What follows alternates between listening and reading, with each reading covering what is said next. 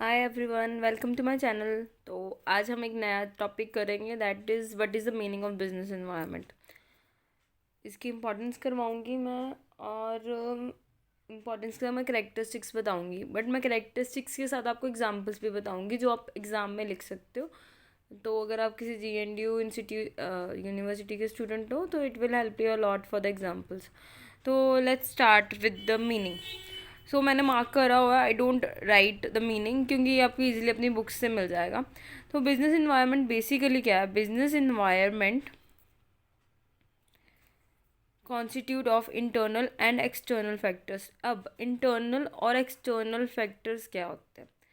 Internal factors वो factors होते हैं जो हमारे बिजनेस के अंदर होते हैं, ठीक है, जैसे हमारे एम्प्लॉयज़ वगैरह हो गए। एक्सटर्नल इन्वायरमेंट जो होते हैं जो हमारे ऑर्गेनाइजेशन के बाहर होते हैं, ठीक है, जो हमें अफेक्ट करते हैं, जो हमारे बिजनेस को अफेक्ट करते हैं, बट हमारा कोई कंट्रोल नहीं है उस पर कि हम उसको किसी तरीके से चेंज कर सकें। मतलब अगर कोई लेट इट बी GST की पॉलिसी आ गई, ठीक है, हम उसको चेंज नहीं कर सकते, उसका जो इम्पैक्ट हमारे बिजनेस पे आएगा वो आएगा ही आएगा, ठीक है। तो उन्होंने यहाँ पे लिखा है yet external factors are included and studied. तो हम उनको इंक्लूड भी करते हैं और हम उनको स्टडी भी करते हैं under the preview, because external factors are beyond the control. क्या उन्होंने क्या कहा कि जो एक्सटर्नल फैक्टर्स हैं वो हमारे कंट्रोल में नहीं होते, ठीक है। जो इंटरनल फैक्टर्स होंगे ये क्या है? ये हमारे कंट्रोल में है। हम अपने बिजनेस में इंटरनल फैक्टर्स को चेंज कर सकते हैं, बट हम एक्सटर्नल फैक्टर्स को चेंज नहीं कर सकते, वो हमारे कंट्रोल में नहीं होते, ठीक है। तो where has the internal factors are controllable in nature, ठीक है। तो अब हम डायरेक्ट ना इसके मीनिंग पे जाती हूँ। तो अगर एग्जाम पॉइंट ऑफ व्यू पे भी देखना है तो you can write this meaning, it's very good. Business environment may be defined as a set of external factors. ये क्या है? एक सेट ऑफ एक्सटर्नल फैक्टर्स का, ठीक है। एक्सटर्नल फैक्टर्स में अब क्या क्या आ जाता है? जैसे इकोनॉमिक फैक्टर्स आ जाएंगे इसके अंदर, सोशियो कल्चर फैक्टर्स आ जाएंगे, गवर्नमेंट आ जाएगा एंड लीगल फैक्टर्स आ जाएंगे, डेमोग्राफिक फैक्टर्स आ जाएंगे, जियोफिजिकल फैक्टर्स आ जाएंगे, जो क्या है हमारे कंट्रोल में नहीं है, which are uncontrollable in nature and affect the business decisions. और वो हमारे जो बिजनेस के डिसीजंस का उसको इफेक्ट करते हैं, किसी भी कंपनी या फर्म के, ठीक है। The environment of the business is always changing and uncertain. कि जो इन्वायरमेंट है वो हमेशा चेंज हो रहा है और अनसर्टेन है। अब इसकी डेफिनेशन भी आपने लिखनी होगी एग्ज़ाम में, तो एग्ज़ाम में आप ये लिख सकते हो, ये बहुत ईजी है। तो इसका क्या मतलब है मैं ये भी समझा देती हूँ। एक ऑर्गेनाइजेशन जो उनसे होती है ना, ऑर्गेनाइजेशन एक्सटर्नल इन्वायरमेंट, उसका अब एक्सटर्नल इन्वायरमेंट हमने पहले पढ़ा। एक्सटर्नल इन्वायरमेंट कौन कौन सी आती हैं? वो आगे economic factors, social culture, government, legal factors, demographic, तो ये सारे आ जाते हैं उसके अंदर। तो एक ऑर्गेनाइजेशन के जो से एक्सटर्नल इन्वायरमेंट होता है कंसिस्ट ऑफ दोज थिंग्स जो एक ऑर्गेनाइजेशन की आउटसाइड पे है, such as customers, competitors, government units, suppliers, financial firms, labour pools that are relevant, जो क्या रेलिवेंट है, ठीक है, into the organisational operation. अब मैंने आपको ये चीज़ समझा दी कि बिजनेस इन्वायरमेंट क्या है। बिजनेस इन्वायरमेंट मैं हिंदी में बताती हूँ आपको। आपका अब एक बिजनेस है, आप जूतों का बिजनेस करते हो, ठीक है। अब जूतों का बिजनेस करते हो, ठीक है। आपके मैं कहती हूँ आपके पास लेबर है, ठीक है, आपके पास मैन्युफैक्चरिंग है उसकी, और आप उसको सेल कर रहे हो एक आउटलेट पे, ठीक है। तो जो आपके एम्प्लॉयज़ होंगे, ठीक है, जो आपका स्टाफ होगा, आप उन सबको कंट्रोल कर सकते हो। आप कह सकते हो कि इतने बंदे आएंगे, इतने बंदे नहीं आएंगे, या कुछ भी, ठीक है। बट अगर गवर्नमेंट ने कोई नया रूल डाल दिया, उन्होंने टैक्स इंक्रीज़ कर दिया, उस पर तुम्हारा कोई रूल, कोई यू कांट चेंज इट, वो तुम्हारे कंट्रोल के बाहर है। तो बहुत सारे ऐसे फैक्टर्स होते हैं जो बिज़नेस को अफेक्ट करते हैं। तो हमें इन सब फैक्टर्स को अंडरस्टैंड करना पड़ता है ताकि हम अपने बिजनेस को प्रॉपरली ग्रो कर सके। तो यही होता है बिजनेस इन्वायरमेंट। अब हम आगे नेक्स्ट टॉपिक पे चलते हैं, वो मैंने लिखा हुआ। तो सबसे पहले मैंने इसमें डिस्कस किया है कि there are 3 type of people who are doing business, ठीक है। एक होते हैं optimistic.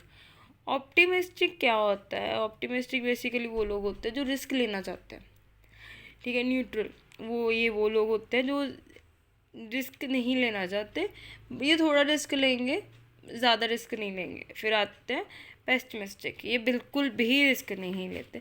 There are 3 type of businesses that are run in the economy. अगर हम इकोनॉमी की बात करते हैं तो 3 टाइप के लोग होते हैं, 3 टाइप के बिजनेस होते हैं जो बिजनेस रन किए जाते हैं। एक जिसके अंदर रिस्क लिया जाता है, एक जिसके अंदर थोड़ा रिस्क लिया जाता है, एक जिसके अंदर बिल्कुल भी रिस्क नहीं लिया जाता। अब जैसे मैंने आपको बोला था, मैं आपके साथ फीचर्स को डिस्कस करूँगी। What are the features of business environment. I hope अभी तक आपको कोई डाउट नहीं होगा कि बिजनेस एनवायरनमेंट का मतलब क्या है, तो ही इसके फीचर्स समझने का फ़ायदा। तो सबसे पहला फीचर है डायनामिक। अब जैसे मैंने आपको पहले बताया कि बिजनेस एनवायरनमेंट क्या है, कि उसके अंदर बहुत सारे फैक्टर्स हैं जो उसको अफेक्ट कर रहे हैं रन करने में, ठीक है, वर्क करने में। तो बिजनेस इन्वायरमेंट क्या है, वो बहुत डायनामिक है, वो चेंज हो रहा है। डायनामिक का मतलब क्या होता है? जो चेंज हो रहा है, बहुत रैपिडली चेंजिंग हो रही है उसके अंदर। तो आप इसके अंदर एग्जांपल क्या दे सकते हैं? इसके अंदर ये एग्जांपल दे सकते हैं कि जैसे the film industry generate revenue from ring tunes. पहले जैसे, ठीक है, वो रिंग ट्यून से जो गाना लगाते थे हम फ़ोन पे, उससे क्या करते थे? रेवेन्यू अर्न करते थे, ठीक है, rather than sales of music of CD, ठीक है। तो अब म्यूज़िक सीडी वगैरह बेचने पे नहीं, वो अब फिल्म इंडस्ट्री जो सी वो जनरेट कैसे कर रही है, उन्होंने चेंज कर दिया अपना सिस्टम पैसा कमाने का, ठीक है। तो दिस इज़ डायनामिक कि कॉन्टीन्यूसली हर एक चीज़ चेंज हो रही है। पहले हम फ़ोन यूज़ करते, पहले हम बुक्स रीड करते थे, अब ई बुक्स आ गई हैं, ठीक है।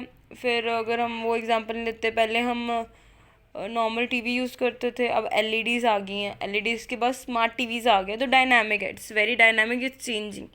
Now the next one is complex, ठीक है, that it is very complex. Business environment क्या है? बहुत ज़्यादा कॉम्प्लेक्स एक्टिविटी, सिंपल नहीं है, इसके अंदर भी बहुत सारी चीज़ें से डायनामिक वाला ही आप इसमें एग्जाम्पल दे सकते हो। कि जैसे मोबाइल्स जब आए तो उन्होंने म्यूज़िक सिस्टम, कंप्यूटर्स, बुक्स को ख़त्म कर दिया, ऑब्सोलेट कर दिया। ऑब्सोलेट का मतलब ये होता है कि किसी चीज़ को ख़त्म कर देना। तो कॉम्प्लेक्स हमने इसलिए इसके अंदर ये एग्जांपल आ सकता है कि एक चीज़ के आने से बहुत चीज़ें ख़त्म हो जाती हैं, तो it's required to be dynamic. Then uncertain के अंदर क्या एग्जांपल आ सकता है? अनसर्टेन कैसे हो सकता है बिजनेस इन्वायरमेंट? अब मैंने जैसे बोला कि टैक्सेस आ गए, ठीक है, मेरी एक शूज़ की शॉप है, उन पे टैक्सेस इंक्रीज़ हो गए, ठीक है। पहले 15%, पहले 5% लग रहा था, अब 10%, मेरा प्रॉफिट कम होगा। It's very uncertain. मेरे खर्चे कैसे निकलेंगे, मेरा प्रॉफिट क्या आएगा, मेरे खर्चे क्या निकलेंगे? तो बिजनेस इन्वायरमेंट बहुत अनसर्टन है, वी कांट कंट्रोल इट, हम उसको कंट्रोल नहीं कर सकते। उसके बाद आ जाता है फॉर रीचिंग इम्पैक्ट, कि हम ये जो बिजनेस इन्वायरमेंट है मतलब बहुत ज़्यादा फैला हुआ है। मैं आपको इसके एग्जांपल दिखाती हूँ। तो फार रीचिंग में क्या आप एग्जांपल दे सकते हैं? जैसे आदित्य बिरला ग्रुप है, उन्होंने बहुत ज़्यादा मूव किया, अपना टेक्सटाइल पे थे, then they have move to cement, then retail, then financial services and so on, ठीक है। तो इसका क्या इम्पैक्ट होता है? बहुत मतलब फार है, मतलब फार मतलब बहुत दूर तक हम अपना बिजनेस को ऑपरेट कर सकते हैं। उसके बाद है मल्टीफेस्ड। इसका क्या मतलब है? इसके अंदर आपको एग्जांपल से क्लैरिटी मिल जाएगी इसकी। जैसे यहाँ पे लिखा है एलसीडी और plasma TV giving a way to LED, कि एक ही चीज़ में कितनी रेवोल्यूशन आई, ठीक है। अगर बिजनेस इन्वायरमेंट हम एक ही प्रोडक्ट लाइन का लेते हैं, जैसे एलसीडी और पहले प्लाज्मा टीवी चलते थे, फिर एलईडीज़ आ गई, एलईडीज़ के बाद अब स्मार्ट टीवीज़ आ गए हैं, ठीक है। तो it's completely changing, business environment is a changing term, right? Now, what is the importance of business environment? That is determining opportunities and threats. Opportunities क्या होते हैं? हम जब बिजनेस इन्वायरमेंट को स्टडी करते हैं तो हमें पता चलता है कि कौन कौन सी अपॉर्चुनिटीज़ हैं और कौन कौन से थ्रेट्स हैं एनवायरनमेंट में, जिसको हम स्वॉट एनालिसिस भी बोलते हैं। क्या बोलते हैं? स्वॉट एनालिसिस भी बोलते हैं। हम एनालाइज करते हैं कि कौन सी अपॉर्चुनिटीज़ और थ्रेट्स हैं और हम उनसे निकल सकते हैं।